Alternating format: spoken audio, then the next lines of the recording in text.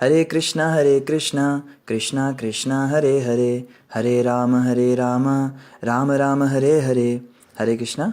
आप सभी भक्तों का हार्दिक स्वागत है आज की श्रीमद् भागवतम की इस कक्षा में। स्वागतम सुस्वागतम। और हम चर्चा कर रहे हैं श्रीमद् भागवतम चतुर्थ स्कंद अध्याय 28 के ऊपर, जिसका नाम है अगले जन्म में पुरंजन को स्त्री योनि की प्राप्ति। तो जल्दी से हम रिकैप करते हैं, कल हमने क्या पढ़ा था। कल हम पढ़ रहे थे कि राजा पुरंजन अगले जन्म में एक स्त्री बन गए और विदर्भ राज की कन्या बन गए, वैदर्भी। और उनकी जो है शादी हुई और किस तरह से उन्होंने संतान उत्पन्न की और तपस्या करके अपने पति के साथ में वन को चली गई। फिर जब पति की मृत्यु हुई तो स्वयं उनके लिए चिता बनाने लगी और चित्कार करके रोने लगी। तब उसने निश्चय किया कि अब मैं भी अपने पति की चिता में ही अपने प्राणों का अंत कर दूंगी। उसी समय क्या हुआ, एक ब्राह्मण उनके पास आए जो कि राजा पुरंजन के एक मित्र थे। तो उन्होंने तो पहचान लिया कि पिछले जन्म में मेरा मित्र था, इस जन्म में स्त्री बन गया है। तो उन्होंने उसको सदुपदेश देना शुरू किया।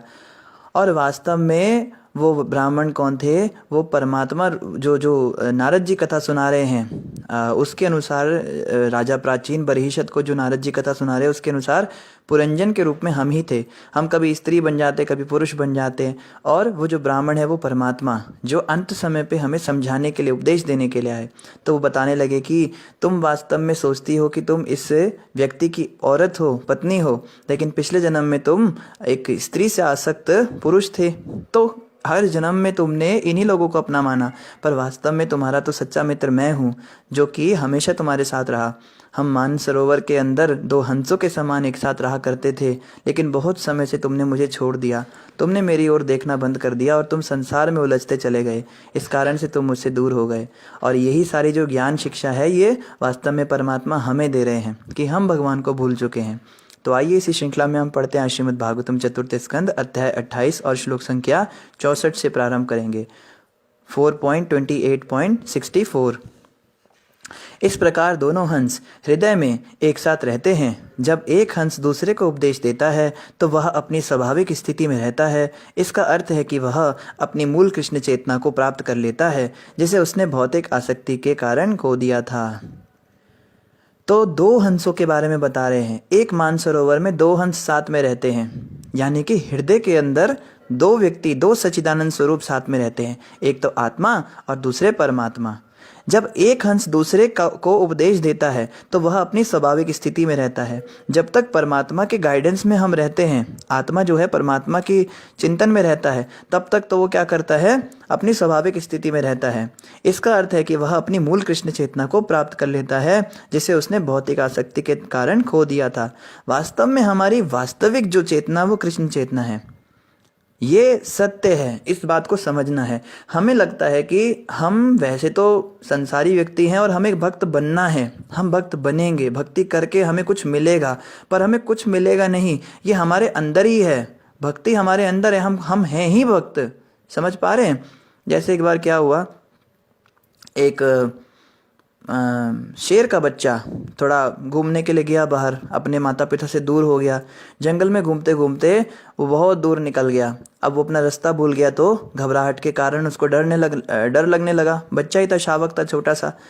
तो अंधेरे में क्या हुआ, भेड़ के बच्चों के बीच में चला गया। रात को ठंड लग रही थी तो उनके बीच में जाके सो गया।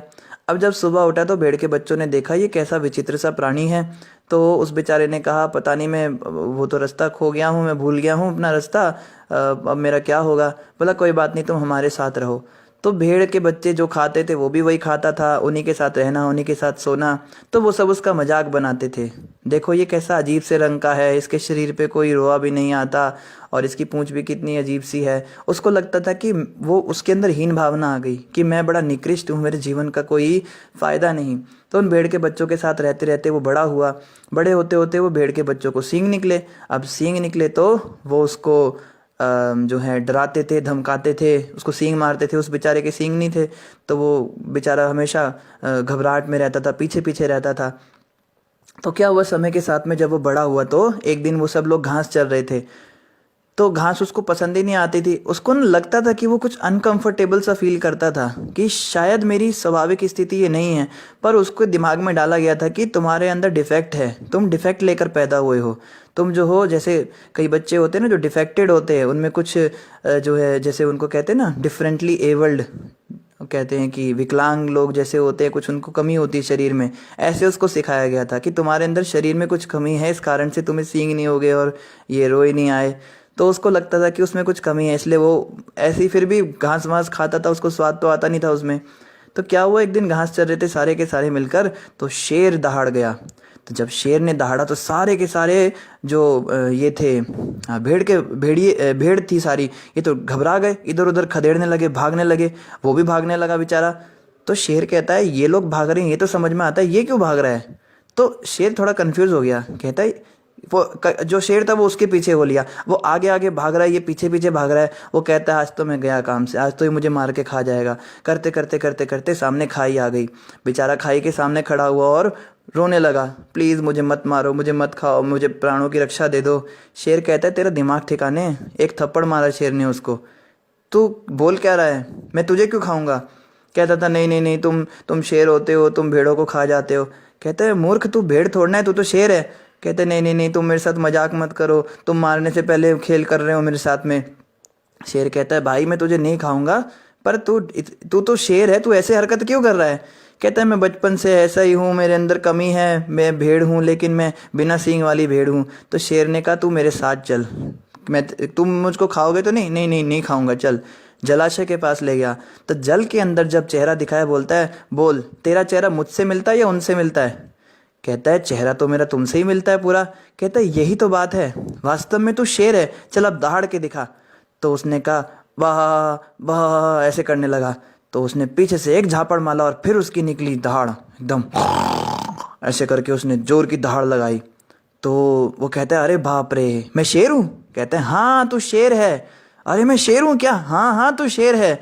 तो कहता है फिर इसका मतलब मैं जंगल का राजा हूँ। कहता है हाँ तू जंगल का राजा है। तो वो बड़ा खुश हो गया, बोला कि अब इस जंगल का तू राजा बन, मैं जा रहा हूँ यहाँ से। तो वो बड़ा खुश हो गया। फिर जितने भेड़ों ने उसको परेशान किया था वो जाके वहाँ पे पहुँचा। तो वो भेड़े फिर से उसे सींग दिखाने लगी, आ गया, बच गया, चल हम तेरे लिए खाना लाए, ले घास खा। कहता है घास, और उसने जोर की दहाड़ लगाई और भेड़े कहती है इसको क्या हो गया, वो सारी भेड़ों को खा गया वहाँ पे जाके। तो इस प्रकार से जो वास्तविक स्थिति है मनुष्य की, वो कृष्ण चेतना है। हम हैं तो कृष्ण भक्त, लेकिन क्योंकि हम इस संसार के अंदर माया में बहुत समय से रहे हैं, पदार्थ के साथ हमने बहुत संपर्क किया, हम पदार्थों के साथ ही तो लगे रहते हैं। पैसे से हम प्यार करते हैं, पैसा क्या है, पदार्थ है। घर से हम प्यार करते हैं, घर क्या है, पदार्थ है। हम अपने फ़ोन से प्यार करते हैं, फ़ोन पदार्थ है। हम जो हैं जो ये अपने एजुकेशन से प्यार करते हैं, ये जड़ पदार्थ है। जड़ पदार्थों से प्यार करने के कारण स्वयं को हम जड़ पदार्थ समझने लगे। हमें लगा मैं भी ये शरीर ही हूँ, चिन्मय आत्मा तो याद ही नहीं रहा। जब किसी चिन्मय व्यक्ति से प्यार करते तो चिन्मय समझते ना खुद को। कोई कहे हम तो अपने माँ बाप से, रिश्तेदार से प्यार करते हैं, तो उनको भी तो हम जड़ पदार्थ ही समझते हैं। क्या मुझे वास्तव में पता है ये मेरी माँ जो है ये है कौन, ये पैदा होने से पहले कहाँ थी, ये मरने के बाद कहाँ चली जाएगी। ये कुछ समय के लिए तो मेरी माँ है, और वो भी जब मर जाती है तो हमें लगता है मेरी माँ मर गई, मेरे सामने लाश पड़ी है, मैं तो उसको माँ समझ रहा था। वो आत्मा अगर मेरे घर में दोबारा से पैदा होकर आ गई, बच्ची बन गई, तो क्या मैं उसके साथ वो माँ वाली भावना रखूंगा। मतलब वो शरीर को ही माना हुआ था मैंने माँ, आत्मा का तो ज्ञान ही नहीं था। तो पदार्थ के साथ प्यार करने के कारण क्या वो खुद को भी पदार्थ समझने लगे, भेड़ समझने लगे। और फिर क्या वो अनकंफर्टेबल स्थिति, इस संसार में हम सुखी नहीं रहते, हम हमेशा दुखी रहते। क्यों? क्योंकि हमारी स्वाभाविक स्थिति है ही नहीं है, हम यहाँ रहने के लिए बने ही नहीं। देखो प्रश्न है आप सबके लिए, अगर जो हम इस संसार में रहने के लिए बने होते तो हम इस संसार में खुश रहते ना, सुखी रहते। जो नट बोल्ट जिस उसके लिए बनता है, जिस मशीन में लगने के लिए बनता है, वो पुर्जा उस मशीन के अंदर फिट हो जाता है। लेकिन जो जुगाड़ वाला काम होता है कि किसी मशीन का पुर्जा खो जाता है, हम जुगाड़ लगा देते हैं, तो वो जुगाड़ वाले जो पुर्जे होते हैं वो कभी भी उस मशीन में फिट नहीं होते, वो हमेशा उसमें दुखी रहते हैं। ऐसा होता है ना। तो अगर हम इस संसार में ही रहने के लिए बने होते भगवान के द्वारा, तो हम इस संसार के अंदर सुखी रहते, खुश रहते, कंफर्टेबल होके रहते। हम यहाँ पे जबरदस्ती जो है लाए गए हैं, हम यहाँ के लिए हैं ही नहीं। हमारा घर कहाँ है? चिन्मय व्योम में है, हमारा घर गोलोक धाम में है। ये बात यहाँ पे बताई जा रही है कि जब तक तुम मेरी संगति में रहते हो, भगवान कह रहे हैं, तब तक तो तुम अपनी वास्तविक चेतना में रहते हो कि तुम आत्मा हो करके। लेकिन जब तुम मुझे भूल जाते हो तो क्या होता है, भौतिक आसक्ति के कारण तुम अपनी असली चेतना को खो देते हो। तो जो ये कृष्ण भावनामृत आंदोलन है, जो कृष्णा कॉन्शियसनेस मूवमेंट है, ये जो वैष्णव गौड़ीय वैष्णव जो ट्रेडिशन है, ये जो इस्कॉन संस्था है, ये हमको कुछ और नहीं बनाती, ये हमारे ऊपर कोई स्टैंप नहीं लगाती, हम एक्चुअली में यही हैं। इसलिए बहुत अंतर है इस संस्था में और बाकी संस्थाओं में। कई लोग कहते हैं ठीक है हम इसको फॉलो करते हैं, कोई चिन्मय मिशन को फॉलो करता है, कोई जो है वो इनको ब्रह्म कुमारीज को फॉलो करता है, कोई राधा स्वामी को फॉलो करता है, कोई कहता है हम तो मुसलमान बन गए, कोई कहता है हम ईसाई बन गए। अरे वो सब तो तुम बन रहे हो, लेकिन ये तो तुम हो। समझ पा रहे हो? श्रीमद् भागवत कहती है हमें अलग से कुछ बनना नहीं है। यहाँ पे इस संस्था में जुड़ने के बाद हम जो हैं उसको रिवाइव करना है।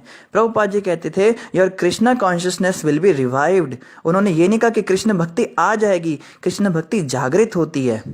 गुरु महाराज कई बार अपने प्रवचन में कहते हैं कि ये जो महामंत्र है हरे कृष्ण कृष्ण कृष्ण हरे हरे, हरे राम राम राम हरे हरे, इस महामंत्र के जाप से हमारी जो मूल कृष्ण चेतना है वो जागृत होती है।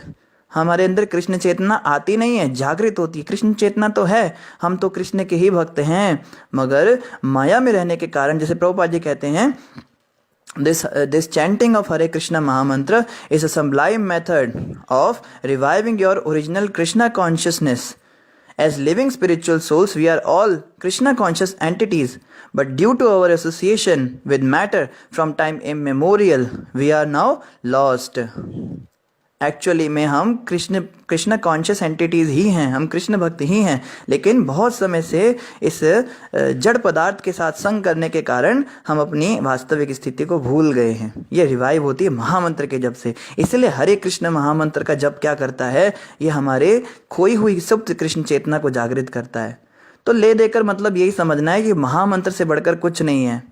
बाकी मंत्र आप जपते हो, अच्छी बात है, उसको जपो, उससे कुछ मिल जाएगा, कुछ हो जाएगा, पर ये जो हरे कृष्ण महामंत्र है, इससे क्या होगा, हम अपनी वास्तविक स्थिति में आ जाएंगे, फिर से कृष्ण चेतना में आ जाएंगे। आगे कहते हैं, हे राजा प्राचीन बरही, समस्त कारणों के कारण भगवान परोक्ष रूप से समझ जाने के लिए सुविख्यात हैं, समझे जाने के लिए सुविख्यात हैं। इस प्रकार मैंने तुमसे पुरंजन की कथा कही, वास्तव में यह आत्म साक्षात्कार के लिए उपदेश है। तो याद कीजिए, हम बात कर रहे थे जब नारद मुनि सबसे पहले राजा प्राचीन बरही के पास आए थे, तब उन्होंने देखा ये राजा सकाम कर्मों में, सकाम पूजाओं में लगा हुआ है। तो उन्होंने सोचा इसको सीधे उपदेश दूंगा तो इसको समझ नहीं आएगा। तो नारद जी ने पूरी कथा सुनाई, राजा पुरंजन की इतनी लंबी कथा सुनाई। और अब नारद जी कह रहे हैं, हे राजा प्राचीन बरही, मैंने जो तुम्हें कथा सुनाई वास्तव में ये आत्म साक्षात्कार के लिए उपदेश था। ये कोई कहानी नहीं थी पुरंजन की, कहानी तो थी, पुरंजन नाम का भी व्यक्ति हुआ था, लेकिन मैं एक्चुअली में तुमको उपदेश दे रहा था। अब तुम सार को ग्रहण करो, तुम समझो कि वास्तव में तुम हो कौन, कर क्या रहे हो, करने क्या आए थे, जरा विचार करो। और इसके साथ ही हमारा 28वां अध्याय भी समाप्त हुआ। अभी हम अध्याय 29 पढ़ेंगे, जिसका नाम है नारद तथा राजा प्राचीन बरही के मध्य वार्तालाप। तो नारद जी कितने जबरदस्त प्रीचर है, देखो, प्रचार सीखना है तो नारद जी से सीखना है। कितना कथा सुनाने के माध्यम से व्यक्ति की आंखें खोल दी। और देखो अब जो इतना लिप्त व्यक्ति था राजा प्राचीन बरहीशद, जिसको कोई भी प्रचार नहीं कर सकता था, वो भी व्यक्ति जो है अब भक्ति करेगा। प्राचीन बरहीरुवाच, राजा प्राचीन बरही ने उत्तर दिया, हे प्रभु, हम आपके कहे गए राजा पुरंजन के रूपक आख्यान अन्योक्ति का सारांश पूर्ण रूप से नहीं समझ सके। तो राजा प्राचीन बरही कह रहा है, नारद जी आपने कथा तो बहुत अच्छी सुनाई, लेकिन मैं उसका पूरा सार एसेंस नहीं समझ पाया। जैसे कुछ बातें मैं भी नहीं समझ पाया अभी, जैसे कुछ बातें तो हम समझ गए, नारद जी जो बता रहे थे कि 7 द्वारों वाली नगरी थी, ये था, बट वो यवन कौन थे, गंधर्व कौन थे, कुछ चीज़ें अभी भी समझ में नहीं आई, मुझे भी नहीं समझ में आई। और यहाँ पे बता रहे राजा प्राचीन बरही को भी समझ में नहीं आई। तो शायद हो सकता है नारद जी अब थोड़ा एक्सप्लेन और करेंगे। वास्तव में जो आध्यात्मिक ज्ञान में निपुण हैं वे तो समझ सकते हैं, किंतु हम जैसे सकाम कर्मों में अत्यधिक लिप्त पुरुषों के लिए आपके आख्यान का तात्पर्य समझ पाना अत्यंत कठिन है। तो राजा प्राचीन बरही कह रहे हैं, नारद जी मेरे सिर के ऊपर से ना बाउंसर चला गया, मतलब कुछ बातें तो समझ में आ गई मुझे आपकी, बट ठीक है, आप जो बातें कह रहे हो वो कोई बड़े चढ़े आध्यात्मिक मार्ग के लोगों उन्हें समझ में आएगा, बट मैं तो नॉर्मल व्यक्ति हूँ, मैं तो सकाम कर्मों में लगा हुआ व्यक्ति हूँ। आप में कोई कमी नहीं है, आपकी कथा बहुत अच्छी थी, लेकिन मुझे समझ में नहीं आई। नारद उवाच, नारद मुनि ने कहा, तुम जानो कि पुरंजन रूपी जीव अपने कर्म के अनुसार विभिन्न रूपों में देहांतर करता रहता है। जो 1, 2, 3, 4 या अनेक पांव वाले या पांव विहीन हो सकते हैं, इन विभिन्न प्रकार के रूपों में देहांतर करने वाला जीव तथा कथित भोक्ता के रूप में पुरंजन कहा जाता है। तो नारद जी और अच्छे से एक्सप्लेन करेंगे। धन्य है राजा प्राचीन वरही जिन्होंने ये प्रश्न कर दिया, नहीं तो ये बात तो समझ में ही ना आ पाती। अब नारद जी और डिटेल में एक्सप्लेन करेंगे पुरंजन क्या है और क्या ये सब चीज़ें, तो ध्यान से सुनेंगे। कह रहे हैं कि पुरंजन रूपी जीव है, हम सभी पुरंजन हैं, ठीक है, और कर्म के अनुसार विभिन्न रूपों में देहांतरण करते हैं। कभी तो 1 पैर वाला जानवर बनते हैं, कभी 2 पैर वाला बनते हैं, कभी 4 पैर, कभी 3 पैर, कभी अनेक पांव वाला जानवर बन जाते हैं, कभी पांव विहीन बन जाते हैं। इस प्रकार अलग अलग योनियों में हम देहांतर करके तथाकथित भोक्ता बनते हैं। जैसे पुरंजन था, उसने क्या किया था, 9 द्वारों वाली नगरी के ऊपर वो वर्चस्व स्थापित करना चाहता था। मैं इस नगरी के ऊपर शासन करूं और मैं बहुत आनंद करूंगा। इसी प्रकार हम लोग जिस भी शरीर में जाते हैं उसमें आनंद लेते हैं। कोई ये ना सोचे कि कुत्ता आनंद नहीं कर रहा है, कुत्ता भी बहुत आनंद में है, सूअर भी बहुत आनंद में है। सूअर के लिए आनंद क्या है, गंदगी खाना और सूअरी का संग करना, यही उसका जीवन है और उसको बहुत मजा आता है। ये नहीं सोचना चाहिए गंदा सूअर कैसा जीवन है इसका, देखो कितना निकृष्ट। आप सूअर से पूछो, कभी सूअर का इंटरव्यू अगर लिया जाए ना, कि कभी कोई किसी सूअर को ऐसी शक्ति दे दी जाए कि वो बोल सके, उसका गटर में जाके कोई इंटरव्यू ले। आज सूअर जी लाइव टेलीकास्ट कर रहे हैं, सब देख रहे हैं, तो पूछेंगे सूअर जी आप तो इतनी गंदगी खाते हो, इतना मल खाते हो, आपका जीवन तो बड़ा बेकार है। तो पता है क्या कहेगा, और वास्तव में तो मैं बहुत खुश हूँ, तुम लोग जो हैं पागल हो, तुम सारे मनुष्य, तुम्हें पता ही नहीं इस टट्टी के अंदर क्या स्वाद होता है। सुबह सुबह जब ये नाली से आती है अलग अलग जगहों से, आप सोच नहीं सकते हो मैं कितना आनंद आता है। मेरे बच्चे जब इसको खाते हैं उनको पोषण मिलता है, और ये देखो ये मेरी पत्नी है, ये मेरे बच्चे हैं, मैं बहुत खुश हूँ इनके साथ में। इनके बिना मैं जीने के बारे में सोच भी नहीं सकता। ये मेरी पत्नी जब सुबह सुबह गटर से निकलती है, इसके शरीर पे जो कूड़ा लगा होता है, ये पूंछ हिलाती हुई चलती है, इसकी उस चाल पे मैं बिल्कुल दीवाना हो जाता हूँ, और इसके बिना मैं जीने के लिए सोच भी नहीं सकता हूँ। ये देखो मेरे चुन्नू मुन्नू आए हैं, ये छोटे छोटे बच्चे, तो आप उसको पूछोगे तो वो बिल्कुल डिटेल में एक्सप्लेन करेगा। मेरी लाइफ जो है बहुत बढ़िया है। तो नारद जी कह रहे हैं जिस भी योनि में हम जाते हैं उसी में हम भोक्ता बनने का प्रयास करते हैं। कुत्ते के जीवन की सफलता क्या है, कुत्ते के जीवन की सफलता है कुतिया को इम्प्रेस करना। वो भौंक रहा है दूसरे कुत्तों पर, जबकि वो आराम से अपना काम कर रहे हैं, फिर भी भौंक के दिखा रहा है कि कुतिया मुझसे इम्प्रेस हो जाए। कुतिया देखती है ये कुत्ता तो बहुत सुंदर भौंक रहा है, फिर इतने में एक बड़ा कुत्ता आके उसको भी भौंक देता है, तो सोचती है ये ज़्यादा ताकतवर लगता है, मैं इसके साथ रहूँगी। तो यही तो कुत्ते भी कर रहे हैं, तो यही काम अगर मनुष्य भी कर रहा है तो खैर बात तो ये चल रही है कि हर योनि में यही होता है। ये ना सोचे कि मनुष्य श्रेष्ठ है, मनुष्य भी यही कर रहा है, जानवर भी यही कर रहा है, सब लोग यही सोचते हैं हम भोक्ता बने, बस हम भोग करें। बंदर के जीवन की सफलता क्या, एक एक बंदर बहुत बहुत सारी बंदरियां रखता है अपने पास, दूसरा बंदर आके उससे लड़ाई करता है तो झगड़ा होता है बिल्कुल। और जब बंदरों का झगड़ा होता है ना, 2 गैंग्स लड़ती हैं पूरी, बंदरों का मकैक बंदर जो होते हैं उनकी गैंग होती है।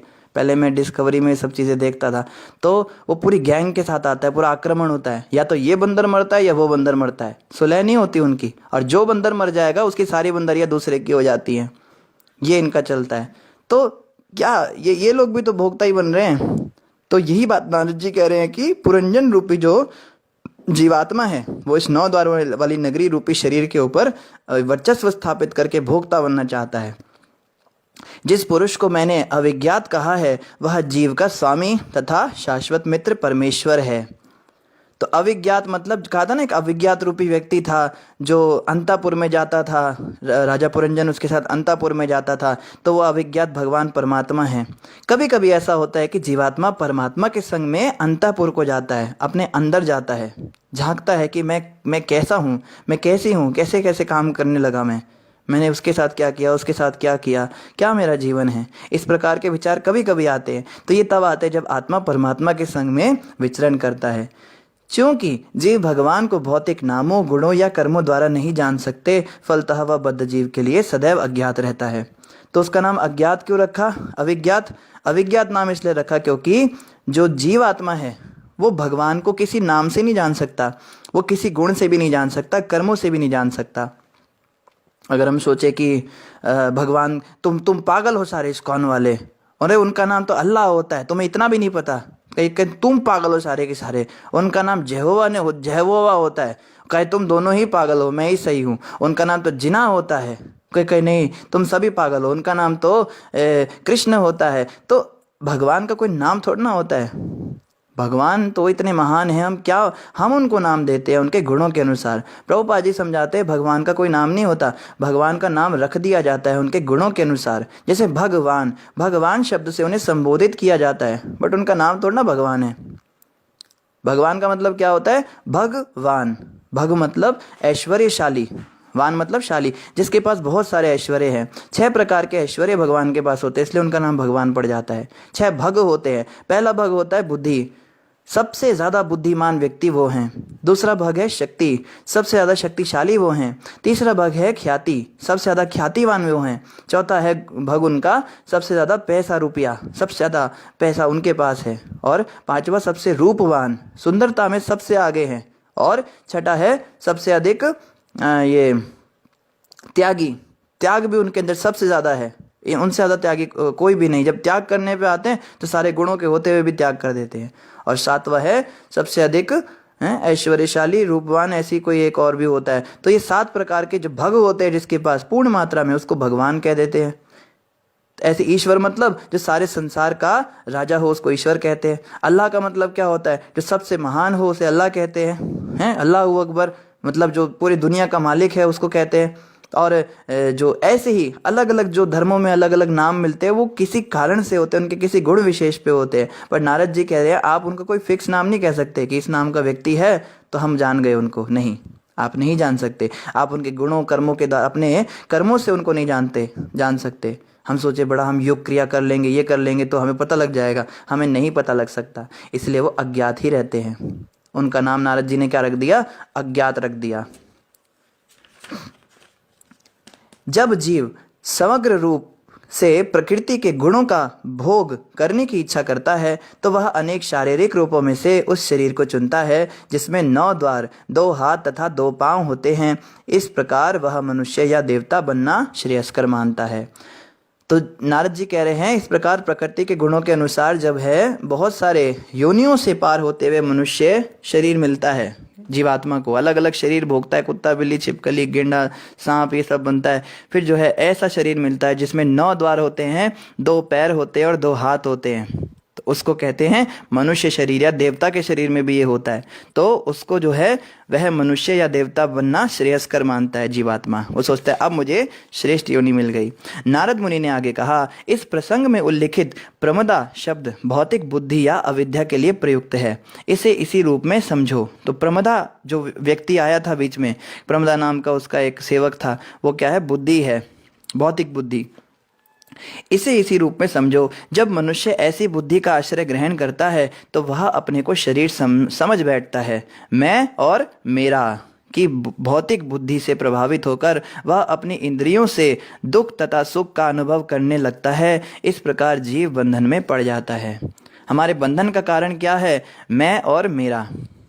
जैसे गुरु महाराज कहते हैं ना, मैं और मेरा, तू और तेरा, है माया का घेरा, ये कांटा खटक रहा है, ये कांटा खटक रहा है।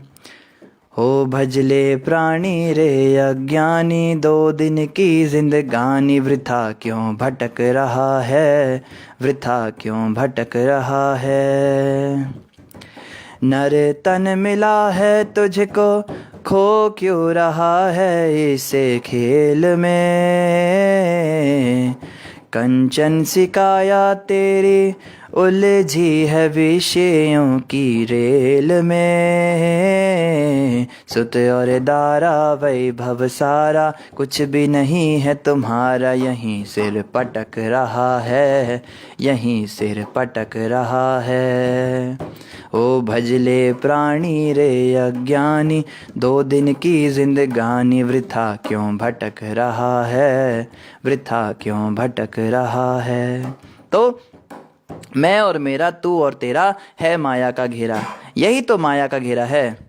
ये मैं और मेरा। और ये कौन सिखाता है? ये बुद्धि सिखाती है। बच्चे की बुद्धि में डाला जाता है ना, बेटा व्हाट इज योर नेम, कहेगा क्या नाम है, आप ही बता दो। Your name is Aarav Kumar. What is your name? Aarav Kumar. फिर कहेगा what is your father's name, वो कहेगा पता नहीं, गर्भ में शायद कृष्णा थे, फादर विष्णु थे। नहीं नहीं नहीं, your father's name is Ranjit Kumar. हाँ रंजीत कुमार। बुद्धि के अंदर जबरदस्ती डाला जाता है कि तू शरीर है, ये तेरा, ये जो शरीर का दूसरा पिंड है, ये तेरा बाप है, ये तेरी माँ है। तो उस बुद्धि के अंदर मैं और मेरा फिट किया जाता है बचपन से, लगातार माँ बाप के द्वारा, टीचर्स के द्वारा। ये संसार का नियम है, ये सिखाना ही पड़ता है। तो जब ये चीज़ बुद्धि के अंदर आ जाती है तो वो बुद्धि मैं और मेरा में फंस जाती है। बेटा ये आपका टूथब्रश था ना, आपने भैया को क्यों दिया? अपने पास रखना होता है। बेटा ये तुम्हारा मोबाइल है, किसी को देना मत, ये तुम्हारा है। ये चीज़ ज़बरदस्ती जब सिखाई जाती है, मेरा मेरा मेरा मेरा करते करते जब बड़ा हो जाता है, फिर उसको कहते प्रभु जी कुछ डोनेशन देंगे मंदिर के लिए। क्यों दूँ भाई, मेरा पैसा है, तू कहाँ से हो गया मांगने वाला मुझसे, मैंने कमाया है। तो वो चीज़ आ गई ना सामने। तो ये बहुत ज़्यादा डिपेंड करता है माता पिता के ऊपर। अगर अच्छे संस्कार माता पिता ने दिए हों तो माता पिता को ये शिक्षा देनी चाहिए, बेटा यूं तो ये सारा संसारिक पढ़ाई जो है वो तुम्हें करानी पड़ेगी क्योंकि तुम मनुष्य शरीर में हो, लेकिन वास्तव में तुम यही समझो, ना तो ये पेन तुम्हारा है, ना ये फ़ोन तुम्हारा, ना ये पैसा तुम्हारा, सब कुछ भगवान का है। ना ये तेरा ना ये मेरा, मंदिर है भगवान का, पानी उसी का, भूमि उसी की, सब कुछ उसी महान का। ये सिखाना चाहिए। तो भौतिक बुद्धि इस तरह काम करती है। पांचों ज्ञान इंद्रिया तथा पांचों कर्मेंद्रिया पुरंजन के नर मित्र थे। हमने देखा था ना कि 5 उसके मित्र थे और 5 दूसरे मित्र थे। ये हमारे इंद्रियां हैं। हमने कल भी चर्चा की थी इसके ऊपर। ज्ञान इंद्रियां जो होती हैं, जो ज्ञान लेती हैं, जिन इंद्रियों से हम ज्ञान ले पाते हैं, जैसे आँख से ज्ञान लेते हैं, कान से लेते हैं, जीवा से लेते हैं, त्वचा से लेते हैं और नाक से लेते हैं। और कर्मेंद्रियां कौन सी होती हैं? जिनके द्वारा हम कर्म करते हैं। हाथों से हम कर्म करते हैं, पैरों से कर्म करते हैं, वाणी से कर्म करते हैं और उपस्थ इंद्रिय से कर्म करते हैं और जनेंद्रियों से कर्म करते हैं। तो ये क्या है? ये 10 मित्र थे। जीव को इन इंद्रियों द्वारा ज्ञान प्राप्त करने तथा कर्म में प्रवृत्त होने में सहायता मिलती है। अगर ये इंद्रियां ना हो तो हम ना तो कर्म कर पाए, ना ज्ञान ले पाए। आँख ना हो तो हमें पता ही ना चले रूप कैसा है, हाथ ना हो तो हम कुछ कर्म ही ना कर पाए हाथों से। तो ये हमारी सहायता करते हैं, ये हमारे सहायक मित्र हैं। इंद्रियों के व्यापारी उसकी सखियां हैं और वह सर्प जिसे 5 फनों वाला बताया गया था, 5 प्रकार की क्रियाओं के भीतर कार्यशील प्राणवायु है।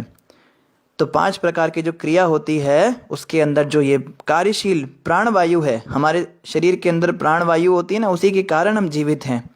जिस दिन कहते हैं ना कि सांस बाहर निकली और अंदर नहीं गई, उसको मृत्यु कहते हैं। तो प्राण ही होते हैं जो प्राण निकल जाते हैं। कहते हैं इनके प्राण निकल गए, आज मैं तेरे प्राण ले लूँगा, हैं, मेरे प्राणों की रक्षा कीजिए। तो जो प्राण है वो प्राण ही हमारे शरीर के अंदर हमें जीवित रखता है। वो सर्प है, ये 5 मुखों वाला सर्प जो था वो प्राण था, वही लड़ता है सबसे। प्राण देखो, सर्प ने लड़ाई की ना आखिरी तक, तो इस शरीर रूपी नगरी की रक्षा वो प्राण रूपी सर्प करता है। 11वां सेवक जो अन्यों का नायक है वह मन कहलाता है। एक 11वां सेवक था उनका, पुरंजन का, जो बाकी 10 का मॉनिटर था, उनका हेड था, वो मन होता है। मन जैसा चाहे इंद्रियां वैसे ही चलती हैं। होता है ना, आज मेरा बड़ा मन कर रहा है आइसक्रीम खाने का, आज मेरा बड़ा मन है घूमने जाने का, आज मेरा मन नहीं, आज मेरा मूड खराब हो गया, आज पढ़ाई करने का मन नहीं है। तो मन जैसा जैसा कहता है, इंद्रियां उसको फॉलो करती हैं। कई लोग कहते हैं ना प्रभु जी बड़ी निंदा चुगली होती है, हम जहाँ ऑफिस में रहते हैं वहाँ पे केवल नॉन डिवोटी रहते हैं, गंदी गंदी बातें करते हैं। अब क्या करें, कान में तो जाता है ना, कान को तो हम बंद नहीं कर सकते, कान बंद करके तो बैठ नहीं सकते। या हमारे घर के अंदर माहौल नहीं है भक्ति का, हम कैसे भक्ति करें? तो देखो मन के ऊपर होता है। मन अगर चाहेगा ना कान को कि सुन ले, तो ही कान सुनेगा। ये बात भी ध्यान रखिए। अगर मन कह दे ना कान को कि सुन मत, तो कान नहीं सुनेगा। क्योंकि सत्संग में जब हम बैठते हैं, कथा सुनने के लिए बैठते हैं, तो कई बार कान होते जरूर कथा में है, लेकिन मन कहीं और होता है, तो पूरी कथा ही मिस हो जाती है। 1 घंटे बाद याद आता है, अरे मैं तो यहाँ बैठा हुआ हूँ, पता नहीं कहाँ कहाँ घूम के आ जाता है इतनी देर में। तो कानों को हम जैसे मन डायरेक्ट करता है वैसे ही वो चलते हैं। आँखों का भी यही हाल है। हम कहे प्रभु जी आप कहते हो हर स्त्री को माँ समान देखना है और गलत हरकतें होती देखनी नहीं है। अरे मेरी आंखों के सामने कुछ हो रहा हो तो मैं क्या आंख बंद कर लूँ? आंख बंद मत कीजिए। मन अगर आंखों को कहेगा कि तुम ये गलत काम देखो, तभी आंख उसको देखेंगी। और अगर मन आंखों को कहेगा ये सब तो होता रहता है, तुम बस हरि भजन करो, अपना काम करो, इस समय तुम ऑफिस में बैठे हो, ये सब हरकतें करते हुए मत देखो इनको, तो हम उसको नहीं देखेंगे। सबसे पहले मन जाता है बदमाशी करने, इसको समझना है। ये साइंस है, मैकेनिज्म है, कैसे काम होता है, पाप कर्म कैसे होता है हमसे। सबसे पहले मन जो है दूषित होता है। मन कहता है उनको देखो वो क्या कर रहे हैं, देखो दोनों बातें कर रहे हैं, शायद तुम्हारे बारे में बातें कर रहे हैं। कान को कहता है मन सुनो ध्यान से क्या बोल रहे हैं, फिर कान सुनने लगता है, आंखें देखने लगती हैं। फिर मन हाथों को वो कहता है, हाथों को ऑर्डर देता है, अब जो है ये हाथ उधर ले जाओ और उसके गाल के ऊपर एक चपेट मार के आओ, तमाचा मारो उसको। पैरों को मन डायरेक्ट करता है, कहता है उठो और चल के उनके पास जाओ। तो जैसे जैसे मन कहता है वैसे वैसे इंद्रियां चलती हैं। एक्चुअली में जो सारा का सारा प्रोसेस है वो मन का है, लेकिन हम काम इंद्रियों पे करते हैं, हम शुद्धि इंद्रियों की करते हैं। हम पेट को तरसा देते हैं, आज तुझे भूखा मार दूंगा, तूने पाप कर्म किया ना। आंखों को कहते तूने पाप देखा ना, आज देख, आज तू बंद ही रहे। हम मौन व्रत धारण कर लेते हैं। इस जीभ से मैंने उन प्रभु जी को गाली दे दी, उन माता जी को गाली दे दी, आज पूरे दिन कुछ बात ही नहीं करूंगा, मैं बोलूंगा ही नहीं कुछ। अरे इंद्रियों की गलती क्या है, उन्हें क्यों सजा दे रहे हो? जो पापी दुष्ट बैठा है अंदर, ये मन, इसको सजा देनी होती है। अब मन की सबसे बड़ी सजा क्या है? मन की सबसे बड़ी सजा ये है, उसको सुबह 4 बजे उठाया जाए। उसको लगता है बस ये क्या हो रहा है मेरे साथ में, उसको जबरदस्ती भजन कराया जाए, हरे कृष्णा, जोर जोर से उसको सुनाना चाहिए महामंत्र। मन कहता है चुप हो जा, बाहर वालों को क्या सुना रहा है, अरे ढोंगी है तू, अंदर अंदर भजन कर, चुप रहे, सुन तू चुपचाप, हरे कृष्णा कहेगा। अरे यार चल थोड़ा घूमने चलते, थोड़ा उठ जा, थोड़ी देर। पैरों को बोलेगा, पैरों बोलो दर्द हो रहा है, पैर कहेंगे दर्द हो रहा है, चुप कर, बैठा रहूंगा मैं यहाँ पे, सुन तू आज मंत्र, आज मैं तेरे को जो है दंड दूंगा। और मन इतना बदमाश होता है, मन क्या करता है, इंद्रियों के साथ साथ गांठ कर लेता है। उस समय नींद भी आ जाएगी, उस समय भूख भी लगने लगेगी, उस समय बातें करने का भी मन करेगा। उसी समय सामने से कोई व्यक्ति आ जाएगा और खुद ही बोल देगा, प्रभु जी जरा थोड़ी देर वहां चलते हैं, कि नहीं कहीं नहीं जाना है, चुप रहे, नींद की बच्ची भाग यहाँ से, अभी तो जप कर, हरे कृष्णा, जबरदस्ती सुनाना चाहिए। ये मन की सबसे बड़ी उसके ऊपर उसको वश में करने का तरीका है।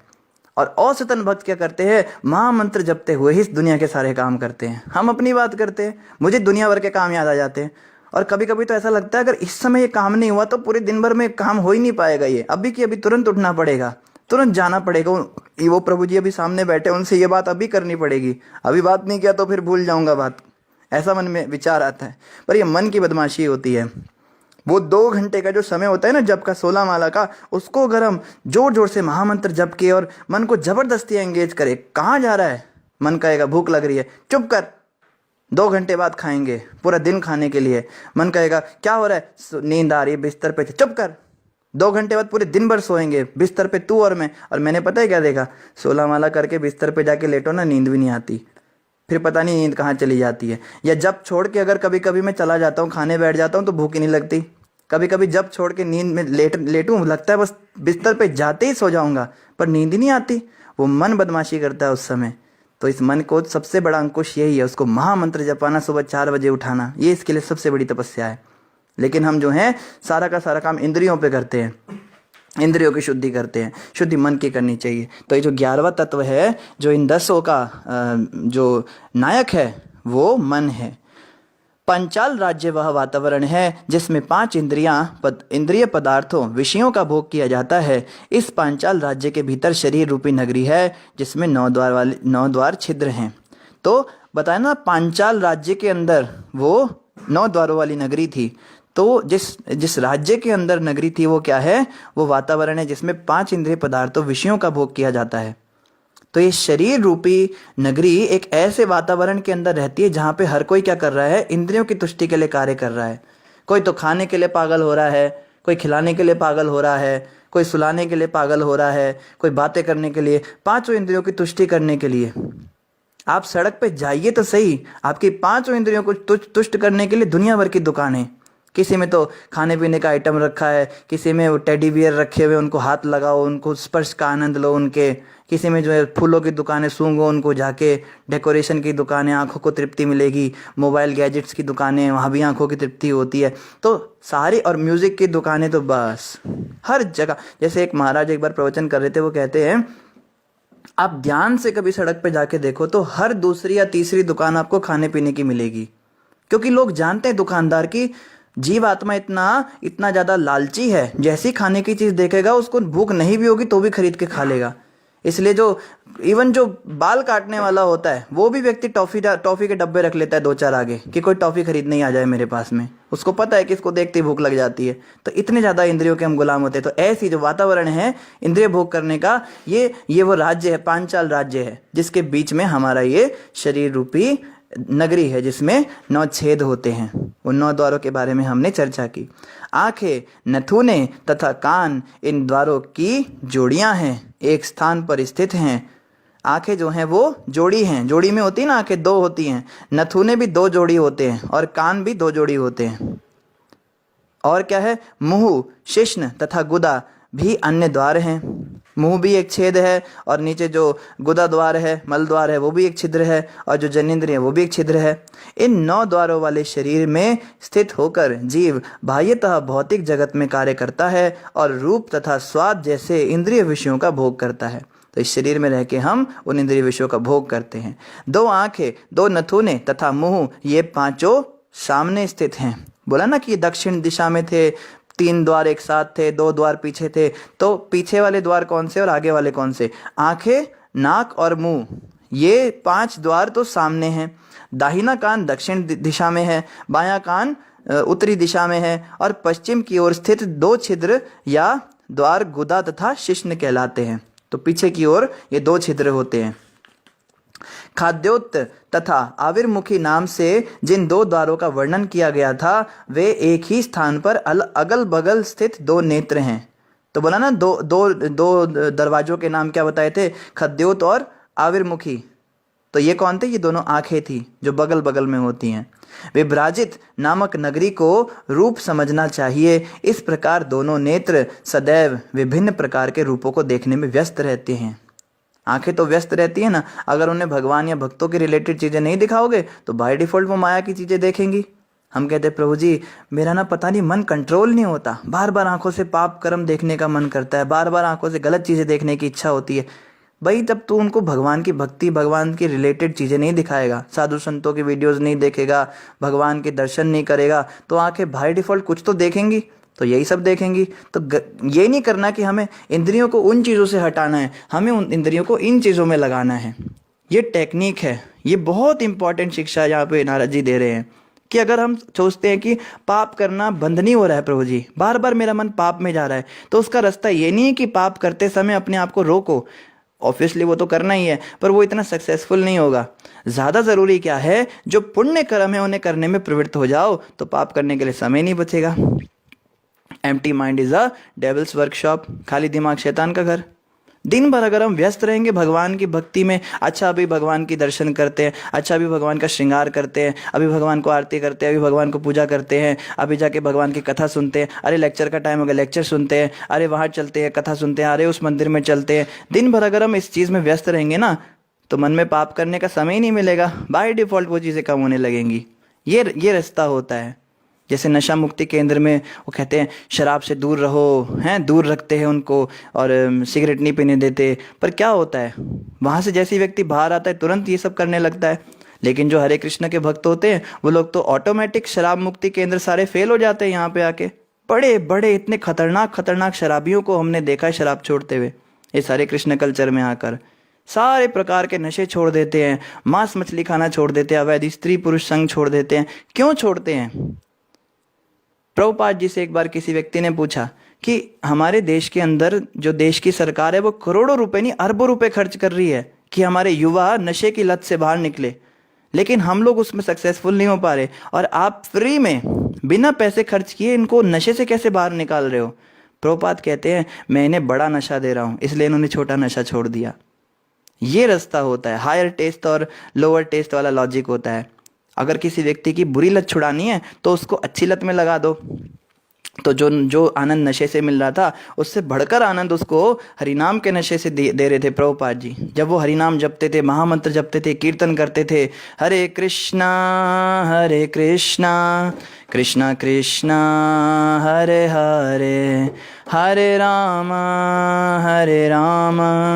राम राम हरे हरे। प्रभुपाद जी की जितनी भी वीडियोस देखो उसमें यही ट्यून गाते हैं प्रभुपाद जी, और वो झूम रहे होते हैं सारे के सारे, अंग्रेज विदेशी ऐसे झूम रहे होते हैं, मस्ती में झूम रहे होते हैं, कोई सिर हिला रहा है, कोई नाच रहा है, उनको आनंद मिलता था उसमें, क्योंकि शुद्ध भक्त के मुख से उनको हरिनाम सुनने को मिला। शुद्ध भक्तों के मुख से जब हरिनाम निकलता है तो वो और भी ज़्यादा प्रभावशाली हो जाता है।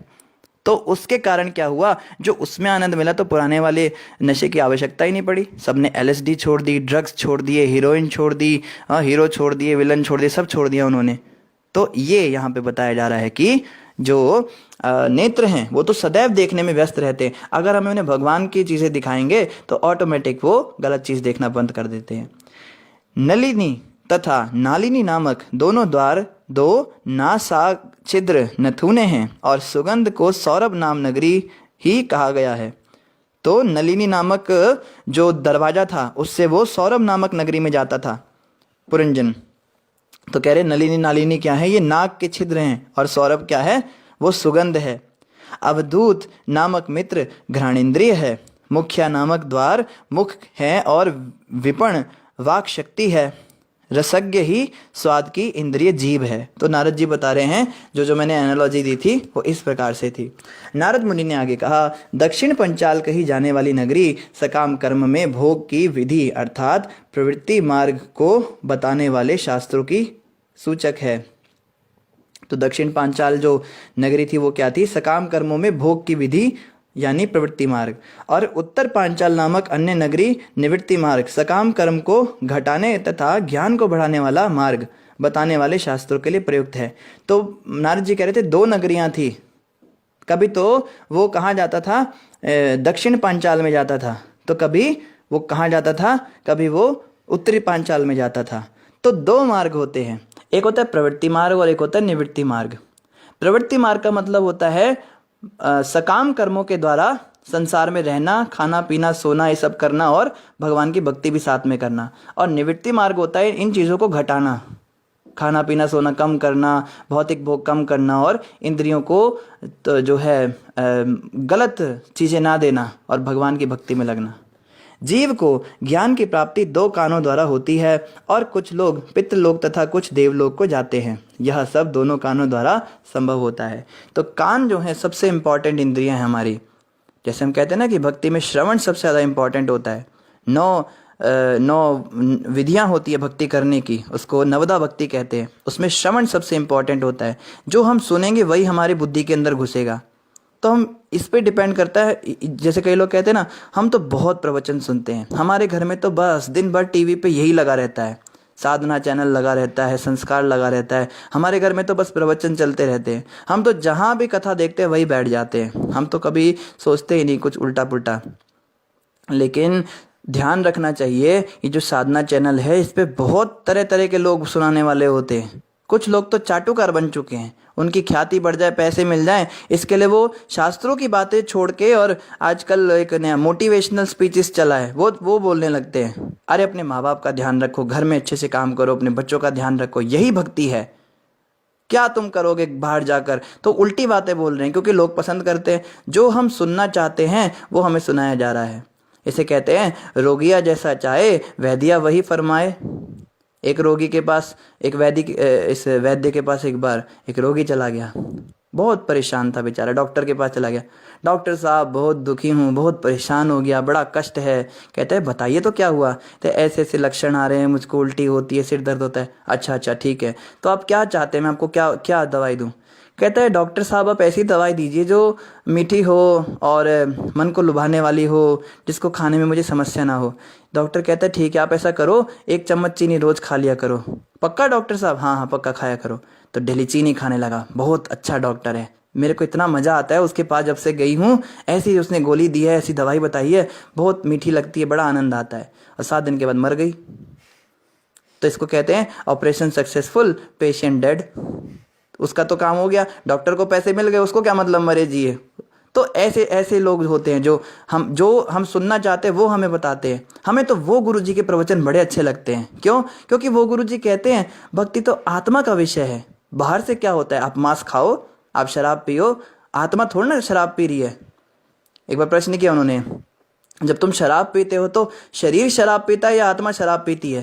तो गुरुजी शराब तो शरीर ही पीता है। तुम शरीर हो या आत्मा हो? गुरुजी मैं तो आत्मा हूँ। तो क्या तुमने शराब पी?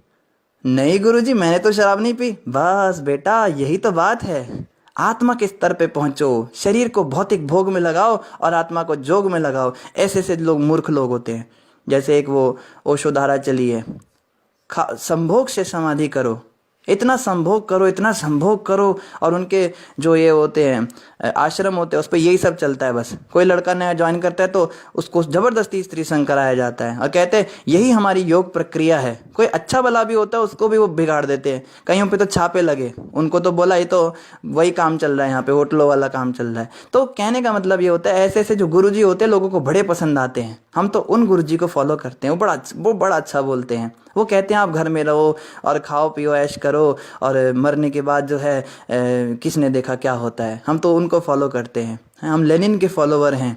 हम तो ये मानते साम्यवादता का उसको फॉलो करते हैं। तो ये जो है इसको कहते हैं कि ये हमें ठग रहे हैं। तो ध्यान रखना है, हमें ऐसे लोगों से बच के रहना है और प्रवृत्ति मार्ग और निवृत्ति मार्ग को समझना है कि शास्त्रों ने क्या कहा। तो श्रवण इंद्रिया जो हमारे कान हैं बहुत इंपॉर्टेंट। हम किसका लेक्चर सुन रहे हैं? तो ये नहीं कि हमारे दिन भर यही खुला रहता है, जहाँ देख लेते हैं प्रवचन हो रहा है वहीं बैठ जाते। जरूरी थोड़ा ना जो बोल रहा है वो सही बात बोल रहा है। जांचो परखो, हैं आटा खाओ छान के, गुरु बनाओ जान के। पहले जानो वो बोल क्या रहा है, शास्त्रों से बोल रहा है या कहाँ से बोल रहा है, क्या बोल रहा है।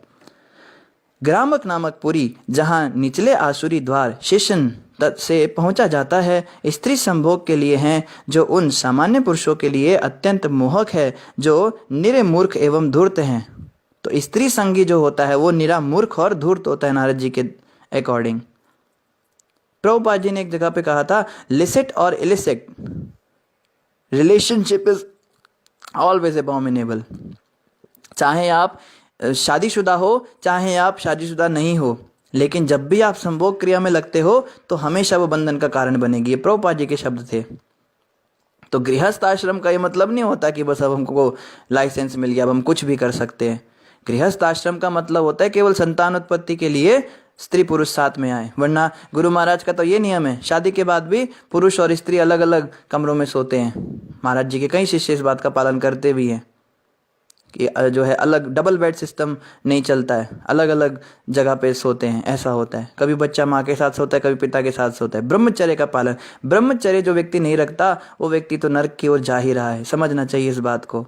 ये नहीं कि हम तो शादीशुदा हैं हमारे लिए तो कोई नियम ही नहीं है। शास्त्रों ने मर्यादा दी है। एक नारी ब्रह्मचारी जो गृहस्थ होकर भी एक स्त्री के साथ रहता है और केवल संतान उत्पत्ति के लिए उसका संग करता है तो वो भी ब्रह्मचारी है। उसमें और मंदिर के ब्रह्मचारी में कोई भेद नहीं है, ऐसा मानना चाहिए। जनेन्द्रिय दुर्मद कहलाती है और गुदा निर्तृति कहलाती है। तो ये जो है नारद जी बता रहे हैं यहाँ पे, जब यह कहा जाता है कि पुरंजन वैशस जाता है तो उसका अर्थ है कि वह नरक जाता है। तो बाद में लास्ट में क्या हुआ था ना, पुरंजन को वैशस नामक जगह पे ले जाया गया था तो वो नरक था। उसके साथ लुब्धक रहता है जो गुदा नामक कर्मेंद्रिय है। इसके पूर्व मैंने 2 अंधे साथियों का भी उल्लेख किया था। 2 अंधे भी आए थे उसके साथ में। वो कौन थे? इन्हें हाथ तथा पांव समझना चाहिए। जीव हाथ तथा पांव की सहायता से सभी प्रकार के कार्य करता है और इधर उधर जाता है। अंधे क्या करते हैं? हाथों और पैरों से ही देखते हैं। आंखें तो होती नहीं, हाथों से चेक करते हैं और पैरों से जो है जमीन को बार बार पता करते हैं सख्त है या तरल है क्या है। इस तरह से वो 2 अंधे थे। अंतःपुर हृदय का सूचक है। विषुचिन सर्वत्र जाते हुए मन को बताने वाला है। जीव मन के भीतर प्रकृति के गुणों का भोग करता है। ये सारे प्रभाव कभी मोह उत्पन्न करते हैं तो कभी संतोष तथा उल्लास। तो जब भी हम सुखी होते तो समझना चाहिए ये मोह के कारण सुखी हैं, और जब भी दुखी हों तो समझना चाहिए ये भी मोह के कारण है। एक्चुअली में जीव को कभी सुख और दुख होता ही नहीं, ये एक मानसिक दशा है। Happiness is a state of mind. व्यक्ति कभी खुश होता नहीं है, खुश होने का केवल एक मन के अंदर संतोष होता है। जैसे विनोद बिहारी बाबा जी बड़ा सुंदर उदाहरण देते हैं। एक बार क्या हुआ ना, एक जुआरी था तो उसने सट्टा लगाया। कई लोग सट्टा लगाते टिकट खरीदते हैं, तो लॉटरी का टिकट खरीदा उसने। तो जिस दिन अनाउंसमेंट होना था नंबर का, तो वहाँ पहुँचा तो वहाँ अनाउंसमेंट हो रहा है, तो नंबर बोल रहा है वो 1 5 3, करते करते करते करते उसके सारे नंबर मैच हो गए। वो तो इतना खुश, खुशी के मारे खुद को ही भूल गया, इतना खुश हो गया, मैं इतना करोड़पति बन गया, इतना पैसे आ गए। अब देखो खुश तो वो हो गया, तो वो बताते बाबा जी उसके हाथ में पैसे आए थोड़े ना हैं। तो खुशी क्या है? State of mind. उसने सोच लिया कि मेरे पास पैसे आ गए, सोचने मात्र से खुश हो गया। तो जैसे ही वो टिकट लेकर गया, चेक कराया तो पता लगा टिकट जो है वो ए ब्लॉक का नहीं बी ब्लॉक का था। तो उसकी सारी जो है सुख जो है दुख में बदल गया, अब घोर दुख में चला गया। अब सोच रहा है मैंने कितना कुछ गवा दिया, मेरे इतने करोड़ रुपए आज मुझे गंवाने पड़ गए, जबकि वास्तव में वो पैसे उसको कभी मिले ही नहीं थे। तो दुख किस बात का उसको हो रहा है कि मेरे पैसे मैंने गवा दिए, जबकि वो पैसे उसके पास आए ही नहीं थे। तो दुख भी क्या है? एक स्टेट ऑफ माइंड है। उसने मन में सोच लिया कि मेरा घाटा हो गया। पहले उसने मन में सोचा था कि मेरा फायदा हो गया, अब मन में सोचा मेरा घाटा हो गया। तो सुख और दुख क्या है? ये मन की स्थिति है। इस संसार की कितनी भी बुरे से बुरी घटना मुझे दुखी नहीं कर सकती जब तक मैं दुखी नहीं होना चाहता।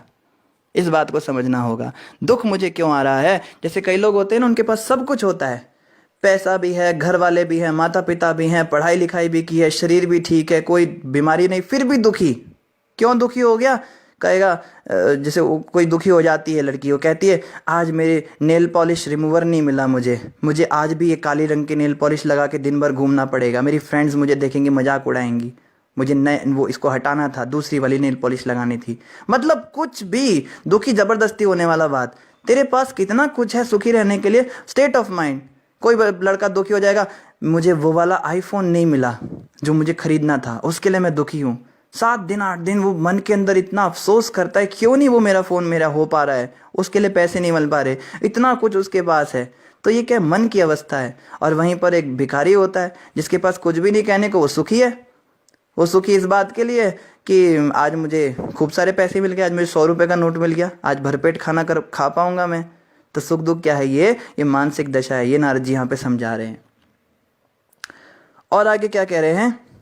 पहले यह बताया जा चुका है कि रानी मनुष्य की बुद्धि है। तो रानी कौन थी? सबसे मेन एलिमेंट तो रानी थी, जिसको देख के बड़ा आकर्षित हुआ था, हैं? सुंदर नयन वाली मृग नयनी। तो कहते हैं वो रानी बुद्धि थी। सोते समय या जागते हुए बुद्धि विभिन्न परिस्थितियां उत्पन्न करती है। दूषित बुद्धि के कारण जीव कुछ सोचता है और अपनी बुद्धि के कार्य कारणों का केवल अनुकरण करता है। तो बोला था ना कि रानी सोती थी तो वो भी सो जाता था, रानी खाती थी तो वो भी खाता था। बुद्धि के हिसाब से जीव चलता है। जब बुद्धि खाती है तो हमें लगता है, हम बुद्धि के अंदर आता है ना पहले विचार, खाना है, सोना है, चलना है, उसके अनुसार हम चलते हैं। तो बुद्धि क्या करती है? कार्य कारण करती है। यहाँ बताया जा रहा है दूषित बुद्धि के कारण जीव कुछ सोचता है और अपनी बुद्धि के कार्य कारणों को केवल अनुकरण करता है। तो इंटेलिजेंस बताती है ऐसा करना चाहिए, वैसा करना चाहिए, और वो वैसा ही करता है। हम पहले जैसे हमें कोई बताए, प्रभु जी आप महामंत्र का जाप किया करो, ठीक है ठीक है ठीक है, हाँ ठीक है। फिर बुद्धि के अंदर हम ले जाते हैं उस विचार को, क्या करना चाहिए, क्या महामंत्र जपना चाहिए। फिर बुद्धि अलग अलग एंगल से सोचती है, महामंत्र के जपने के लिए समय कहाँ है, अगर इसको जपेंगे तो हमारा वो काम छूट जाएगा, महामंत्र का जाप करेंगे तो हो सकता है कल को हम इनके जैसे हो जाएं, हो सकता है हम घर से खाली हो जाएं। बुद्धि बहुत ज़्यादा एनालिसिस करती है। फिर बुद्धि जैसा निर्णय देती है, व्यक्ति वैसा करता है। बुद्धि ने कहा यस तो यस, बुद्धि ने कहा नो तो नो। जैसे औसतन पत्नी है, जैसे पति को कहती है पति वैसा ही करता है। पत्नी कहेगी हाँ ले लो गीता ले लो, तो पति भी ले लेता है। और पत्नी कहेगी नहीं लेनी, तो पति लेगा ही नहीं गीता। कई बार हमने अनुभव किया है। तो जो बुद्धि है वो एनालिसिस करती है। बुद्धि को कोई भी चीज़ दो, बुद्धि को बोलो, जैसे कोई दोस्त आएगा, यार शराब पी ले, यार एक बार पी ले, मैं फ्री में पिला रहा हूँ, मेरे पैसों से पी ले, तो कहते रुक जा रुक जा रुक जा। बुद्धि क्या करूँ? बुद्धि सोचती है अलग अलग एंगल से, शराब पी के क्या होगा, शराब पीने से तो हमारा नुकसान हो जाएगा, लेकिन थोड़ी सी पिला रहा है, थोड़ी पीने से तो नुकसान नहीं होता, अति से ही खराब होता है। और फिर उसने सोचा पैसे बर्बाद होंगे, तो पैसे तो तब बर्बाद होंगे जब लत लगेगी, आज तो फ्री में पिला रहा है। बुद्धि कहती है थोड़ी सी ले सकते हैं, तो कहता है यार थोड़ी सी लूंगा, ज़्यादा नहीं। हाँ हाँ ले ना ले, वो थोड़ी सी देता है। फिर बुद्धि से पूछता है बुद्धि अब क्या करूँ? बुद्धि कहती है मज़ा आ रहा है, थोड़ी और ले लेते हैं, पैसे तो हमारे लग नहीं रहे हैं, कौन सा हम रोज़ रोज़ पियेंगे। करते करते जो है बुद्धि उसमें प्रवृत्त कर देती है। दूषित बुद्धि का कार्य। और भक्ति में बुलाओ, प्रभु जी सत्संग चलोगे शाम को, रुको रुको रुको रुको रुको, बुद्धि क्या करूं, सत्संग जाएगा, हाँ सत्संग कितने बजे का टाइम है? 7 से 8, ठीक है 7 से 8। रात होगी, ठंड लगेगी, बाहर जाएंगे, चल कपड़े भी डाल लेंगे तो भी क्या होगा, फिर भी घर में तो घर वालों को कैसे बोलेंगे, मम्मी पापा मना कर देंगे। चलो मम्मी पापा ने भी अगर हाँ कर दिया तो ये कोई उम्र थोड़ी ना ये सब में जाने की, दोस्तों को पता लगा तो वो क्या सोचेंगे, फ्रेंड सर्कल क्या सोचेगा, घर वाले क्या सोचेंगे, और वहाँ पे अगर कोई जान पहचान का मिल गया, नहीं नहीं नहीं मना कर दे, कहते मना करूँगा तो इसको बुरा लगेगा। कुछ बहाना मारते हैं, प्रभु जी मेरी ना क्लासेस है 7 से 8, जूम क्लास है मेरी, वैसे कभी जिंदगी में अटेंड नहीं करी, आज जरूर करेगा। तो ये होती है बुद्धि के काम, इसको कहते दुर्बुद्धि। तो ये वो पत्नी थी जो उसको अपने हिसाब से नचाती थी, अपने हिसाब से चलाती थी। तो आज का जो है समय लगभग पूरा हो गया है, सभी के लिए अनाउंसमेंट है जैसा कि हम रोज बता रहे हैं। अब हम स्विच हो जाएंगे अपने पेज के ऊपर, जो श्रीमद् भागवतम क्लास के नाम से एक पेज बना है, आप सभी उसको लाइक और फॉलो कर लीजिए। आगे हम उस पर ही मे बी इस एकादशी से हम उस पर ट्रांसफ़र हो जाएंगे, मंडे से। आज का दिन फ्राइडे हो गया, सैटरडे संडे 2 दिन और यहाँ पे आप क्लास सुन रहे हैं, उसके बाद वहाँ पे आप सुन पाएंगे। तो हम जो है स्विच कर रहे हैं, ठीक है। इन्हीं शब्दों के साथ सभी का धन्यवाद। किसी भक्त का कोई प्रश्न हो तो आप कमेंट पर पूछ सकते हैं। जिन भी भक्तों ने हरे कृष्णा और दंडवत प्रणाम कहा है उन्हें हमारी ओर से भी हरे कृष्णा दंडवत प्रणाम, और जिन भी भक्तों ने हरे कृष्ण महामंत्र लिखा है उन भक्तों का बहुत बहुत धन्यवाद। और प्रश्न अगर आपका कोई है तो आप पूछ सकते हैं अभी।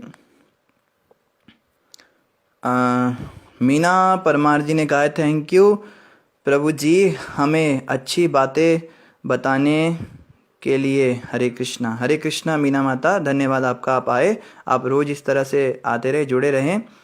और साक्षी रजनीश जी ने कहा है वेल डन प्रभु जी, बहुत अच्छा लगता है हमें लेक्चर सुन के। साक्षी माता बहुत धन्यवाद, आप आते हो, आप रोज़ आइए। कानू थापा माता कह रही है प्रभु जी जब करते टाइम गुरु का ध्यान करना चाहिए या सिर्फ भगवान कृष्ण का? कानू माता जब करते टाइम केवल यही ध्यान करना चाहिए, मैं बोल क्या रही हूँ, हरे कृष्ण शब्दों का ध्यान करना चाहिए। गुरु का भी ध्यान कर सकते, भगवान का भी कर सकते, बहुत अच्छी बात है। पर जो सबसे बेस्ट जपा होता है उसका मतलब होता है केवल मंत्र पे फोकस करना और कुछ नहीं सोचना मन में, केवल हरिनाम रूप में। कहते हैं ना कली काले नाम रूपे कृष्ण अवतार, जो हरिनाम है वो कृष्ण ही है स्वयं।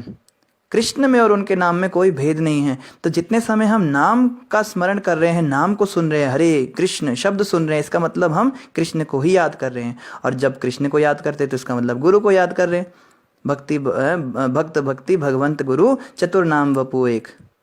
तो भगवान गुरु ये दोनों भगवान कृष्ण के नाम के अंदर निहित हैं। तो अगर हम केवल महामंत्र में के जप के समय केवल उन शब्दों का ध्यान करते, ध्वनि का ध्यान करते जो हम बोल रहे हैं, तो उस समय बाय डिफॉल्ट हम कृष्ण का भी ध्यान कर रहे हैं और गुरु का भी ध्यान कर रहे हैं।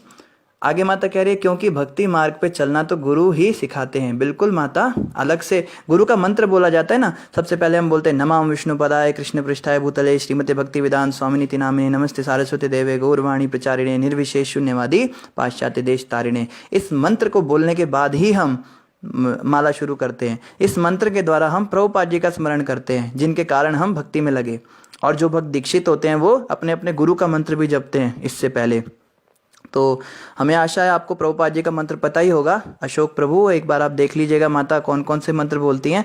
तो इस मंत्र के बाद फिर जय श्री कृष्ण चैतन्य प्रभु नित्यानंद श्री अद्वैत गदाधर शिवासादि गौर भक्त वृंद, ये पंच तत्व मंत्र बोलना होता है। ये चैतन्य महाप्रभु नित्यानंद प्रभु इनका मंत्र है। गदाधर शिवास ठाकुर और अद्वैताचार्य, इन पांचों तत्वों के कारण ही हमें ये महामंत्र मिला। तो ये 3 बार बोलना होता है। फिर हरे कृष्ण महामंत्र बोलते समय हम केवल शब्दों का ध्यान करें, ध्वनि का ध्यान करें। तो गुरु के लिए क्या होता है, 108 माला जपने के बाद जब हमारी माला पूरी हो जाती है 108 बार महामंत्र जपने के बाद, तो फिर से हम गुरु का मंत्र बोलते हैं। तो जैसे ही हम गुरु का मंत्र बोलते हैं तुरंत हम गुरु का आशीर्वाद ले लेते हैं। फिर जय श्री कृष्ण 3 बार बोल के महाप्रभु का आशीर्वाद ले लेते हैं। फिर 108 बार केवल हमें महामंत्र पे ही ध्यान लगाना चाहिए। ये विधि होती है। ठीक है जी, और तो कोई किसी का प्रश्न नहीं है। धन्यवाद। इन्हीं शब्दों के साथ आप सभी का धन्यवाद। ग्रंथराज श्रीमद् भागवतम महापुराण की जय, जगत गुरु श्रील प्रभुपाद की जय, गौर भक्त वृंद की जय। हरे कृष्णा सभी की।